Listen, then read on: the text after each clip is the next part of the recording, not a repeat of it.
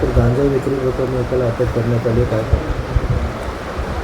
काल धुळी आणि धुलीवंदनच्या अनुषंगाने आमचा कल्याणमध्ये सगळीकडे एकदम स्ट्रॉंग बंदोबस्त लावला होता. आमची बाजारपेठ पोलीस स्टेशनच्या हद्दीमधील अधिकारी आणि अंमलदारांना एक गुप्त बातमीदारामध्ये बातमी मिळाली की एक इसम गांजा घेऊन ह्या परिसरात येण्याची शक्यता आहे.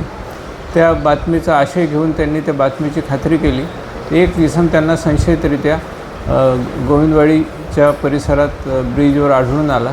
त्यांनी त्याला ताब्यात घेतलं, त्याची अंगझडती घेतली तर त्याच्याकडे त्यांना गांजा सदृश आर्टिकल सगळे मिळून आलेले आहे.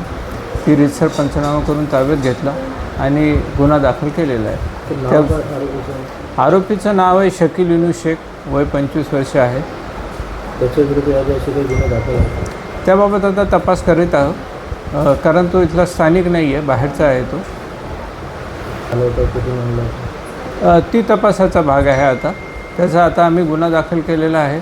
मान्य न्यायालयात त्याचा रिमांड घेण्यात येईल आणि त्या तपासामध्ये जे निष्पन्न होईल त्यांच्यावर पण कारवाई करण्यात येईल.